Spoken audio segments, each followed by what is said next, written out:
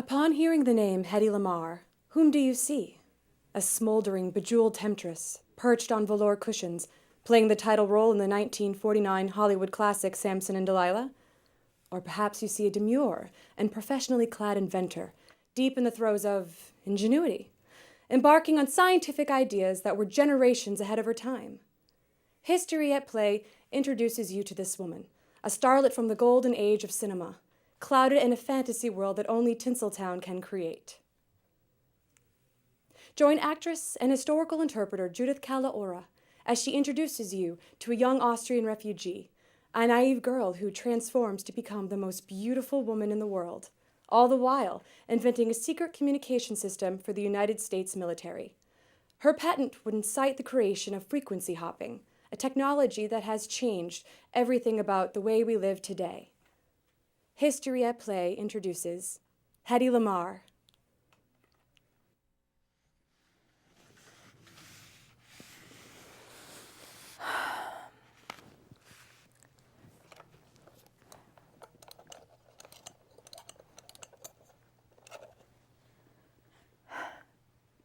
Hello, Beshki. Can I speak to George, please? Yes, this is Hedy. George, have you spoken to the Navy about our invention? Yes, and what did they say? What? It's too cumbersome?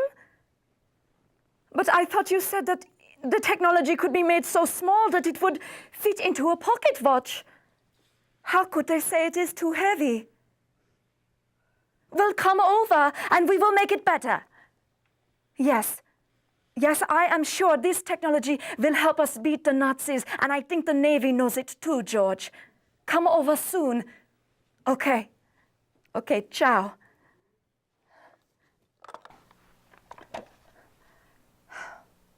I love inventing. And I don't invent for money. I've had plenty of that. I invent because it makes my life more manageable. Whenever I was not making films, I was usually at my drafting tables or seated on the floor. I've always preferred drawing on the floor, actually. I think predictable people sit in chairs, boring people. And I can excuse everything but boredom. Boring people don't have to stay that way. But Hollywood nightlife was a bit boring to me. It was mind-numbing. It was useless conversation, and without the aid of intoxicants, I couldn't handle it. And I never did like to drink. I like to drink a milkshake more than a martini. But Hollywood nightlife was not all bad. I remember one time, after we had just finished shooting Algiers, my first Hollywood film, and the entire cast and crew was celebrating and having a wrap party. I'd never heard of this before. And I was in my dressing room, laying on my couch and listening to a Berlitz English lesson playing on my phonograph. And then there was a knock. And I thought, oh, there's another production assistant coming in. Hedy, join the party. But then the door opened. And who was it but Clark Gable? I had never seen a more beautiful man in my entire life. And he sat down next to me, and he said, you know, Hedy, we are very lucky as actors. Most people, they can only expect money in return for the work that they do, but we are actors. Not only can we expect money, but we can expect the admiration of hundreds of thousands of people. And then he picked up my foot, and he started to give me a foot massage. I was paralyzed. I was in heaven. But I always wondered when Clark's prediction would come true for me. Because every film that I did, it seemed the American people found more reasons to insult me. They insulted my acting, which for me was everything. but they never insulted my beauty. They called me the most beautiful woman in the world. A name that I could never outgrow and I could never change.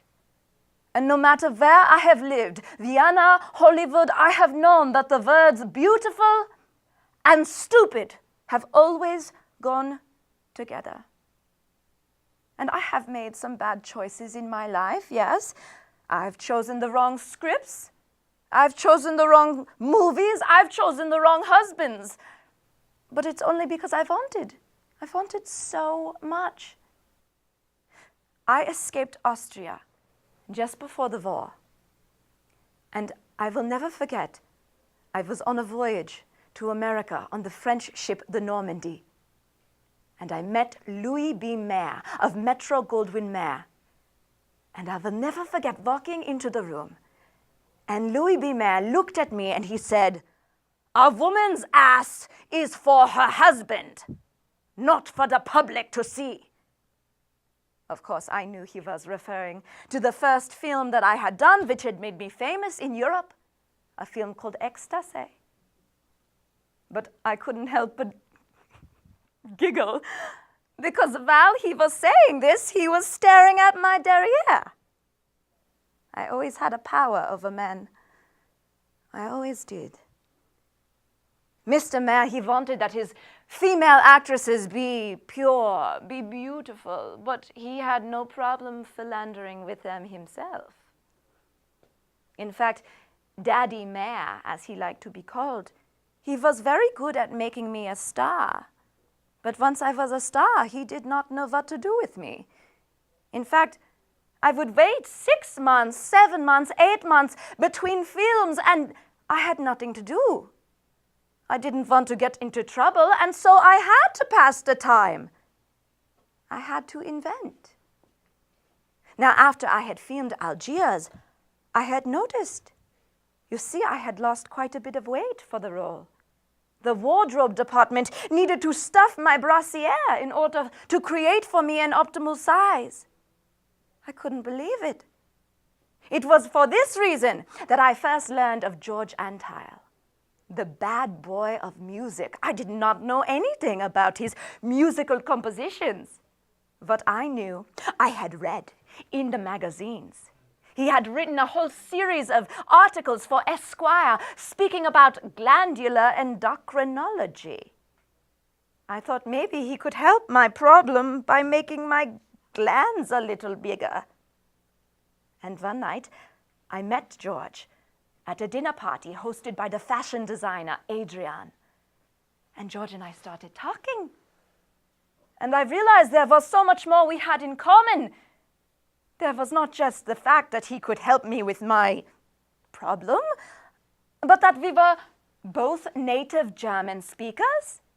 We were both classically trained professional pianists, and we were both inventors. And then we realized that we both liked the idea of beating the Nazis. And I knew I had found a partner, someone who could help me to implement the ideas that I had begun to create. You see, my first marriage back in Austria was to a man named Fritz Mandl, a munition supplier, and I had learned so much about torpedoes, artillery, and machine guns. And I knew that torpedoes could be jammed very easily, and in order for us to beat the Nazis, we had to learn how to create a torpedo which could not be jammed. I knew George could help me. And so that night, after I left the party, I went outside to his automobile, and I took my lipstick, and I scrawled my phone number across his windshield. I figured that would be a subtle cue. And the next night, George and I were in my home, and we had begun to invent. We were seated together at a piano, and we were playing a game. George would start to play a song, and as soon as I understood which song he was singing, I would start to play as well, and we would play in unison. It was like Name That Tune, but for pianos. And then one time, George started to play, and I began to follow, and suddenly I realized an idea. We were communicating with one another. Yet we were changing all the time. And then I knew that the idea was born. I thought it could be called frequency hopping. And it would allow a transponder and a receiver to communicate with one another simultaneously and always changing. There would never be an opportunity to jam the signal. And then I knew we had begun to create our secret communication system. What would become patent number 2,292,387. But George will be coming over soon, and I have to get ready. And so the next time you come over, I will tell you more about our secret communication system. I will tell you all about frequency hopping. And maybe you will realize that I was so much more than the most beautiful woman in the world. In fact, I was the most beautiful inventor in the world. In 1879, the British Empire is at its zenith. Victoria, Queen of Great Britain and Empress of India, has ruled for 42 years and has seen her kingdom become the greatest since ancient Rome. Victoria is an enigma in an era which carries her name. She led her empire through the greatest expansion in industry, culture, diplomacy, science, and the military, and she inspired the world. She embraced the latest in modern medicine by having herself and her children inoculated against smallpox. The Queen also championed the use of chloroform for women during childbirth, which shocked the leaders of the Church of England and the medical establishment. Victoria wrote an average of 2,500 words a day during her life. From 1832, just before her death, she kept detailed journals which eventually numbered 122 volumes. With passion, charm, and wit, Sally Mummie dispels the myth, legend, and fable that obscure Queen Victoria. In a first-person portrayal, Miss Mummie captures the essence of the Queen through Victoria's writings and that of the family. Although the Queen did not win all of her battles, she was never defeated. Her Majesty said, "We are not interested in the possibilities of defeat. They do not exist." We now join the Queen at Osborne House. All rise for Her Imperial Majesty, Queen of Great Britain, Empress of India, Victoria.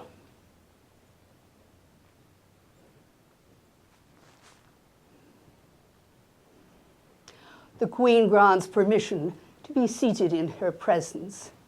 As this is not a formal audience, it pleases the Queen to speak informally. I had been pondering what to do with my journals once we are no more. They contain my intimate thoughts and feelings, and while some of my writings could be made public, it would not do for everything to come to light. Mama gave me my first journal when I was a girl, and as I knew she read it, I was very careful what I recorded. I did record, however, but she told me that when I was born, my father bragged to everyone that I was queen, would be queen, which was unlikely at the time.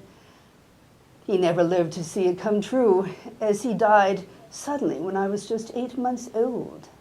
In his will, my father names John Conroy as executor over his estate. Conroy took full advantage of a grieving widow and came to exert total control over our lives. Conroy is a monster. His plan is to have Mama named regent to rule in my stead, with him the power behind the throne. Relentlessly, he would try to force me to sign the regency order, relinquishing my right to rule. As much as he forced me was as determined I became. The blood of English kings runs through my veins, and I will not let that Irish tinker win. My uncle, the king, detests both Mama and Conroy, and he's very pleased with me, however, and my ascension to the throne. As sick as he is, he prays every day that he will live long enough for me to reach my 18th birthday and end the threat of a regency. On the 20th of June in the year of our Lord, 1837, at 6 o'clock in the morning, Mama woke me and advised me that Lord Cunningham and the Archbishop of Canterbury were there to see me. Only in my dressing gown I descended the stairs and met with them. There they informed me that my uncle had died, and therefore I am queen. My uncle died just 1 month after my 18th birthday. Imagine how extraordinary to enter a room, a princess, and to emerge a queen.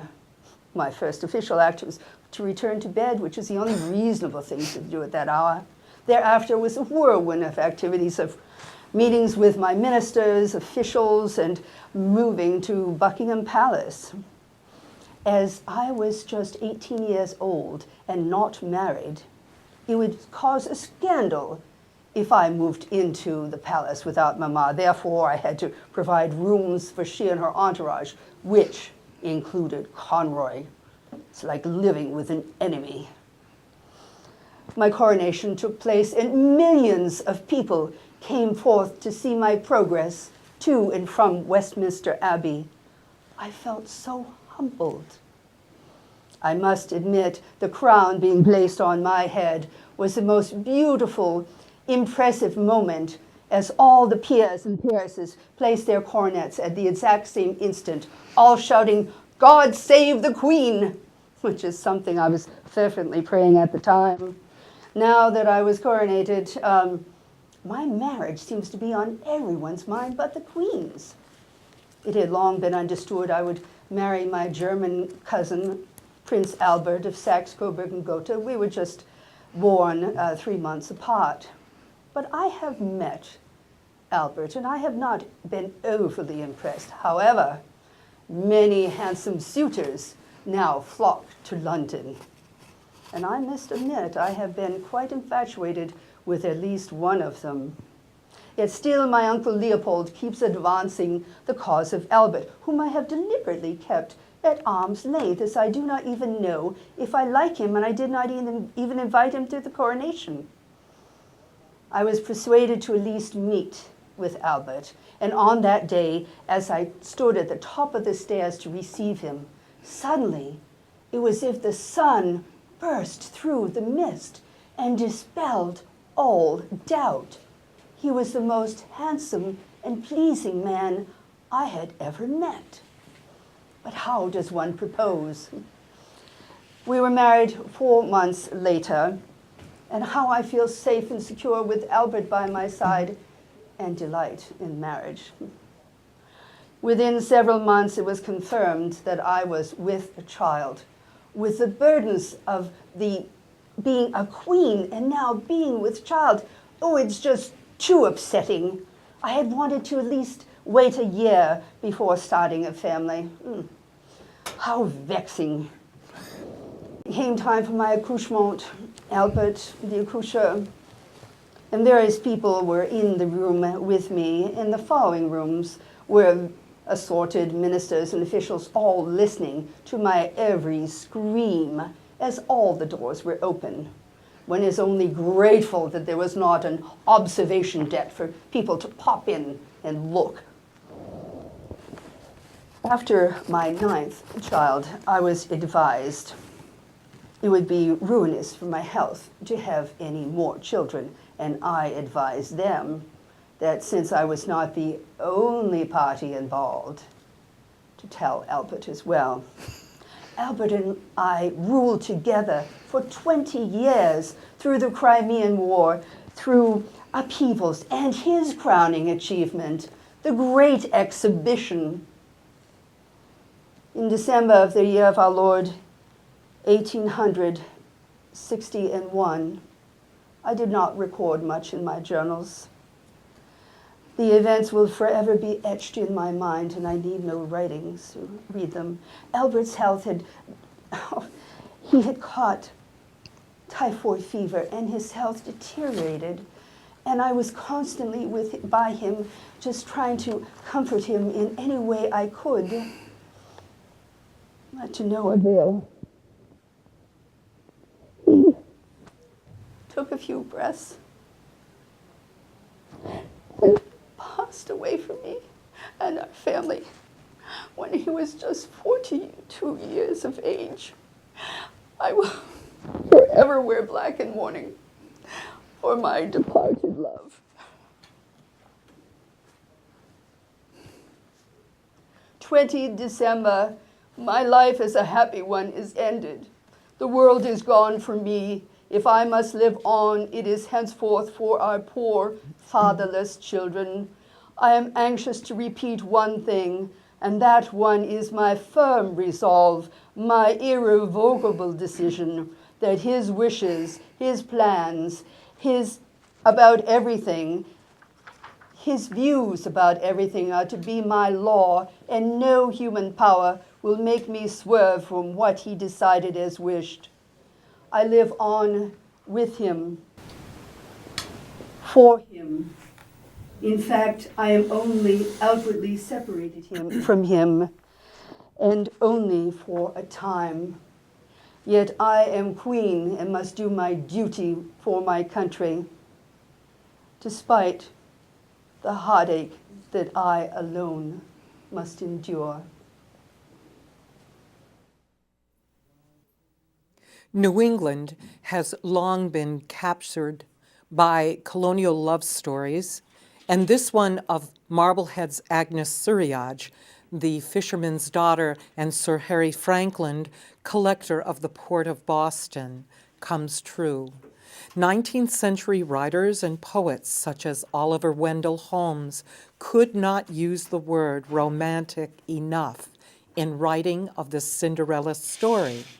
But the 18th century was a much rougher and lustier time in New England and Europe. The historical truth was somewhat different. Libby Frank first heard this story 20 years ago. When she began her research, she met Marblehead's Marshall Bower, who lives on the site of the Fountain Inn where Harry first met Agnes in 1740. Together, they have pored over old newspapers and recently digitized books, piecing together a very different story than the one written by Elias Nason, who lived in the Hopkinton County estate, once the home of Sir Harry and Lady Frankland. The Frankland family saga, set in India, Yorkshire, London, Boston, Marblehead, Hopkinton, and Lisbon, is entwined with the East India Company, Massachusetts colonial government, and the slave trade.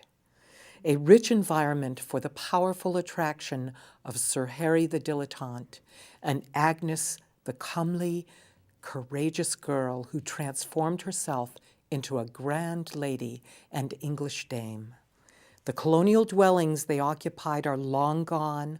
Only traces of the garden terraces remain in the Hopkinton Inn. But the plucky courage and family loyalty of the codfish widows of Marblehead still resonate with today's listeners. If it were not for Agnes, Sir Harry and all his clan would only be a footnote in history. I am Lady Frankland, the widow of Sir Charles Henry Frankland, Baronet, descended from Oliver Cromwell, born in Bengal, India, with family lands in Yorkshire. At one time, the collector of the port of Boston, and later the English consul to the court of Dom Pedro in Lisbon. So, part of me is the grand lady in the silk gown with a country estate in Hopkinton and a townhouse. But part of me is still Agnes Surridge, the fisherman's daughter from Marblehead, who withstood the taunts of gentry and fisherfolk alike to rise to become Sir Harry's wife. Harry always used to say to me, "Put a bridle on thy lips and a guard on thy tongue, lest the words of thine own mouth disturb thy peace." But now I shall remove the bridle from my lips and tell you my story. As the widow of an English aristocrat in the times of the Revolution, I was worried for my life, my safety. There I was at my house in Hopkinton, and there was the troubles over in Lexington and Concord, and I didn't know what was going to happen to me, so I decided to go into Boston, to my townhouse. I had a long entourage, and we went from Hopkinton through Framingham and Weston, but at the border of Watertown, I was stopped by an overzealous militiaman. I showed him my letter of safe conduct from the Committee of Safety, but he was displeased, especially with the pistol and the little sword and the keg of powder I had beside me on the seat of my chaise. My armaments were removed, and I was allowed to proceed into Boston with 6 soldiers as my guard. It was very difficult getting into Boston. There's only that one narrow little neck to get in and out of the city, and as we were going in, crowds of people were coming out. But I made it to my city house. The first Sunday that I was in town, I decided to go to King's Chapel to worship. But I was not seated in my regular pew. Pew tax hasn't been paid in years, my lady. So they seated me in the gallery. As I looked down at the church below, I remembered the first time that I attended services there. Oh, the rituals of the Church of England were so very different from what I was used to. I was accustomed to the austere Puritan services. And as Harry led me to his pew, I could hear the whispers. There goes Harry and his mistress. We met in Marblehead in 1740. I was 14 years old. I was working at the Fountain Inn, which was a favorite spot for smugglers. I was wearing a ripped, dirty gown and barefoot, and I was scrubbing the floor, and I looked up, and there was the most beautiful man I had ever seen. His hair was tied back. He was wearing velvet breeches, an embroidered vest, and a satin jacket. But it was his hands that I noticed. They were white, like a lady's, and he was wearing rings. I stood up and I curtsied, and he said, "What's your name, child?" And I said, "Agnes Surridge, sir." And he says to me, "Well, Agnes, tell me, does Marblehead always smell like this?" "Oh, yes, sir," I said. "It's the fish, you see, the cod." "Well, Agnes, I need some men to unload my barrels of rum. Do you know where I might find some?" "Yes, sir, my brothers." "Bring them. I'll pay them well. And you too." And he took up my rough red hand in his soft white one and kissed it while staring into my eyes. Well, I ran home and told my brothers there was work. Now, my mother had told me what men like this fancy gentleman do to girls like me. But what is there for you, Agnes, but a fisherman husband, bearing child after child, never enough money? You're young and fine-looking. Who knows what you might become? Well, that elegant gentleman, Mr. Frankland, came back to the Fountain Inn again and again, and he told me tales of pagan gods, of Jove, Venus, Bacchus. He said, in my chamber, I have a book with drawings of those divinities. Well, I did want to see the drawings in that book. So I went to his chamber. I was only 14. Well, soon after that, my mother and I went up north to visit my sister Mary and her family. I stayed there for a year. I returned, and Mr. Frankland had me educated in Boston. He had now been appointed the collector of the port of Boston. It was a position with a rather low salary, but many opportunities to take bribes from the merchants and the traders. Well, I was busy learning how to be a lady. I was schooled by Master Peter Pelham how to speak as do the gentry, and the fishy folk of Marblehead. And I learned to read and write and cipher, and I always had to walk slowly, wear shoes, and hold my head up high. I liked the music and the dancing and wearing silk gowns. I was brought as an examination to parties at Governor Shirley's mansion, where I was introduced as Mr. Frankland's ward. Harry said to me, my Uncle Thomas, when he dies, I shall inherit his title, and I will become a baronet. My wife, alas, must come from the finest family.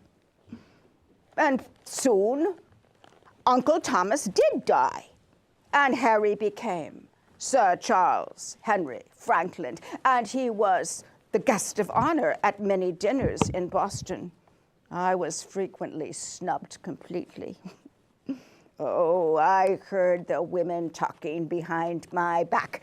There goes Sir Harry. You know, my own daughter would make a fine wife for him. Whatever is he still doing with that trollop from Marblehead? But Hopkinton was to the west, the land of the praying Indians, with forests and streams and hills and very low taxes. We bought land there and built a fine manor house, Frankland Manor, and a barn and quarters for the slaves, orchards, gardens. We were the toast of society. Everyone wanted to come to our fox hunts and our Christmas wassail parties. But best of all, our son could live with us at last, the son that I had born in 1741. We called him Henry Cromwell. Henry for his father, and Cromwell for the family's illustrious ancestor. He had been living up north with my sister and her children, and Harry had them all educated, and now they could all live with us in Hopkinton. Oh, they ran through the fields and streams and rode and fished and whooped like savages. That was the best time of our lives, the golden age of Harry and Agnes. But then Harry's mother commanded that he go back to England to attend a court case. Aunt Sarah Frankland, the widow of Sir Thomas, was suing the family for a new will, and everyone had to go to court. Oh, it was a disastrous event. Lady Sarah got everything that she wanted: the lands, the house, all the household goods. All that Harry was left with was his title. Lady Sarah did have to pay all the court costs, a hollow victory. And Harry's family would not receive us since we weren't married. But Harry had other ideas.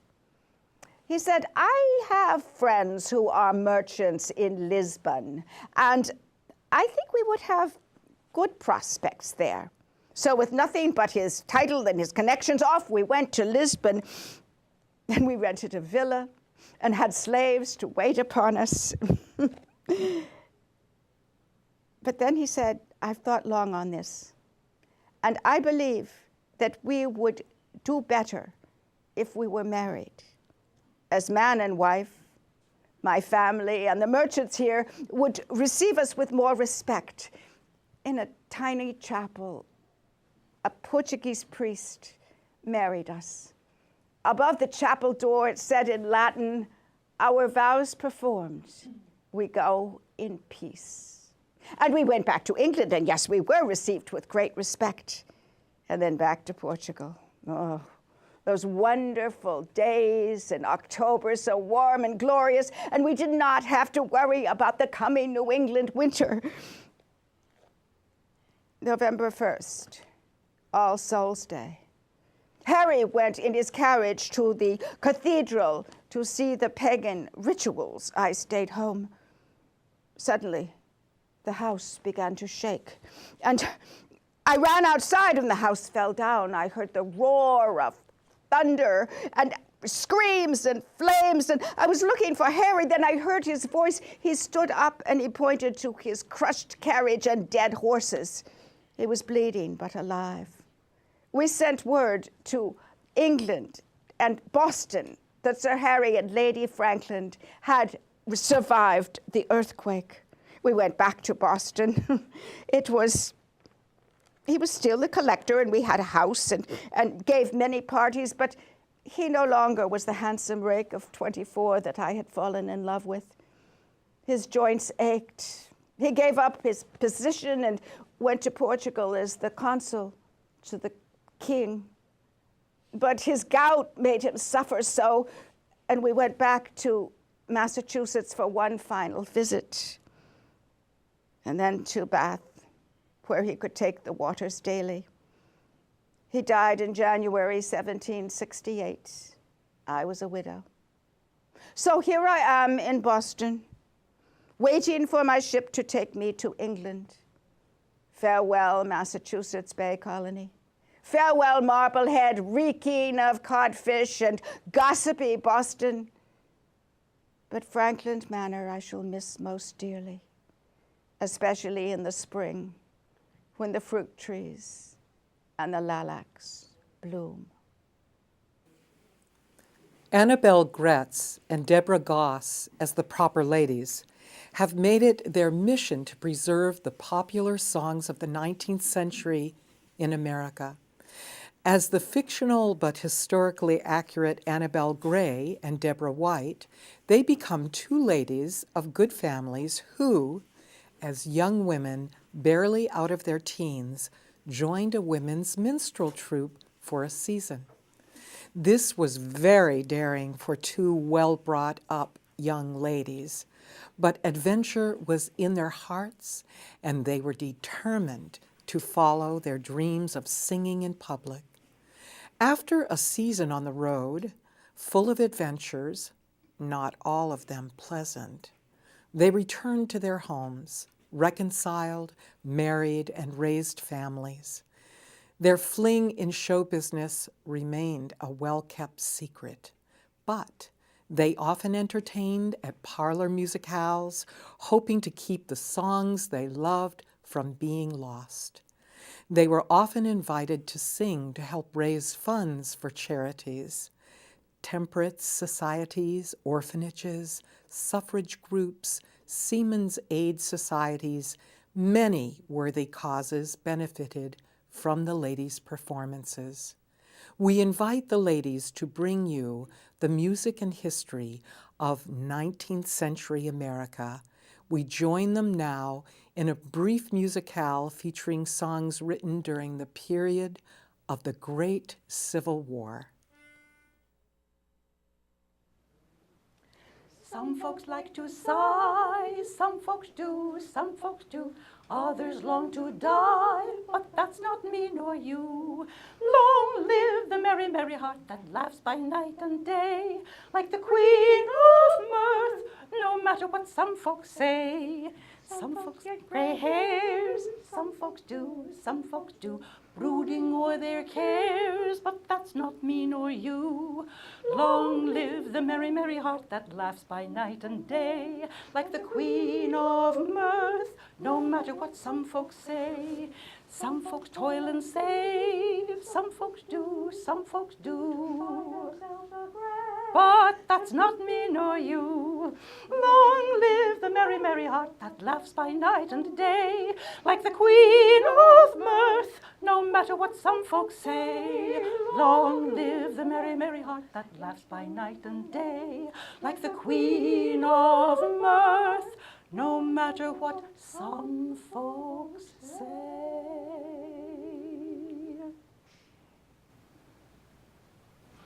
Some Folks by Mr. Stephen Foster is an old favourite song of ours. It was sung frequently during our Great Civil War. And now, a song by Mr. Benjamin Russell Hanby. He takes this song from his family history. They once sheltered a runaway slave who was on his way to Canada in hopes of working and earning enough money to buy the freedom of his darling Nellie Gray. There's a low green valley by the old Kentucky shore where I whiled many happy hours away. They have taken her to Georgia for to wear her life away while she toils in the cotton and the cane. Oh, my poor Nellie Gray, they have taken you away, and I'll never see my darling anymore. I am sitting by the river, and I'm weeping all the day, for you've gone from the old Kentucky shore. My canoe is underwater, and my banjo is unstrung. I'm tired of living anymore. My eyes shall look downward, and my song shall be unsung, for you've gone from the old Kentucky shore. Oh, my poor Nellie Gray, they have taken you away, and I'll never see my darling anymore. I am sitting by the river, and I'm weeping all the day, for you've gone from the old Kentucky shore. My eyes are getting blinded, and I cannot see my way. Hark, there's somebody knocking at the door. Oh, I hear the angels calling, and I see my Nellie Gray. Farewell to the old Kentucky shore. Oh, my darling Nellie Gray, up in heaven there they say that they'll never take you from me anymore. I am coming, coming, coming, as the angels clear the way. Farewell to the old Kentucky shore.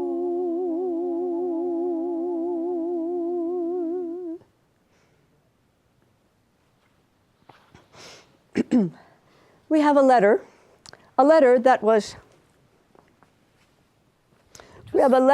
written by Corporal Samuel Pingree of the 3rd Regiment of the Vermont Brigade.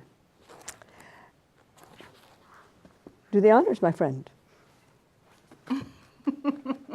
We do have the letter. It's right here. Thank you so much. There is a corporal, the letter says, in our division, who was promoted from the ranks at Antietam on account of marked bravery. The corporal had never lost a day's duty until taken very sick with typhoid fever a few days ago, when, expecting to die, sent for a tent mate and made known to the surgeon that she, the corporal, was the wife of that soldier. If she recovers, I'm told she will be commissioned and honorably discharged.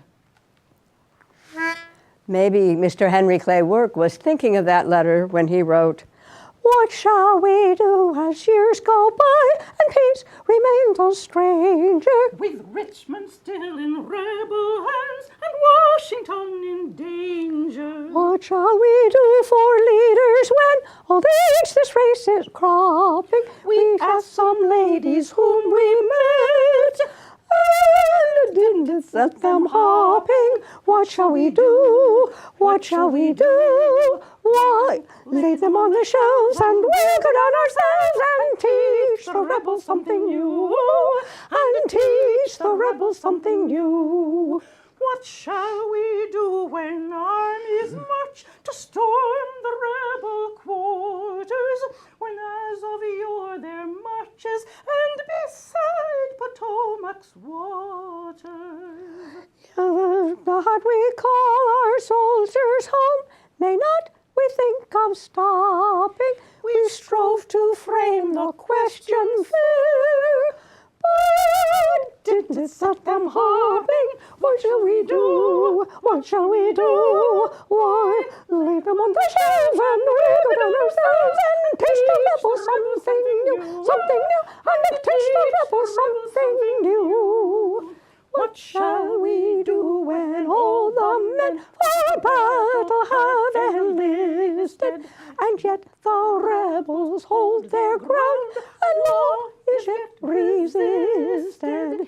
Instead of doing as we should, the theme politely dropping, We ventured yet one question more.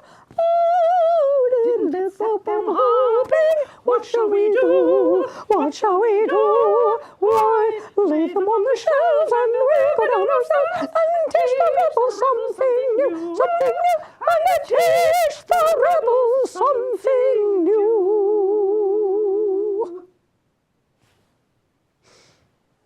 And they probably would have if it was necessary.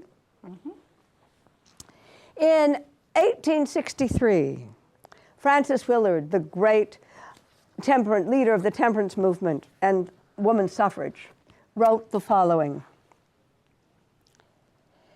In the spring of 1863, two great armies encamped on either side of the Rappahannock River, one in blue and the other in gray.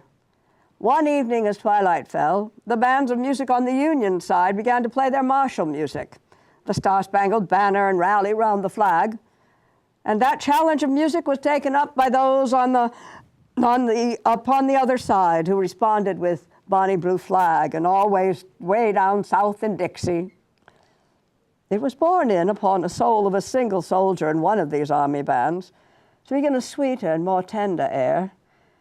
And slowly as he played in, they joined in a sort of chorus of all the instruments upon the Union side, until finally a great and mighty tide of harmony swelled up and down our army. Home, sweet home.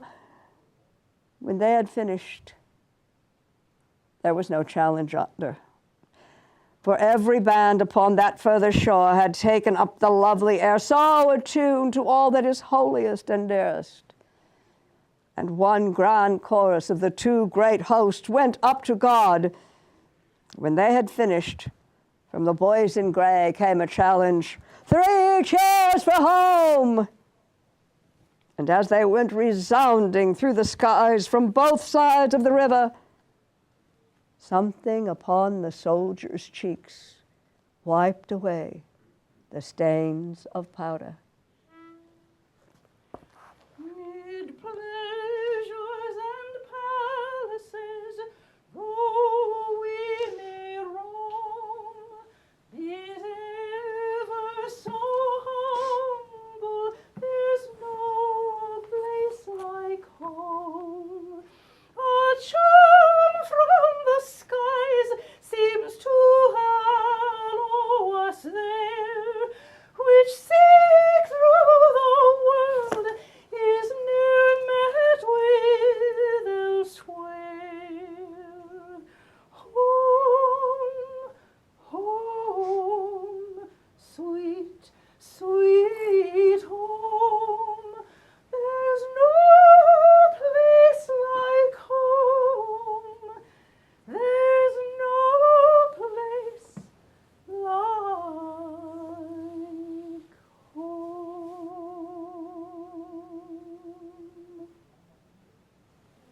Thank you so much for joining us. We look forward to meeting you in person someday soon. Thank you.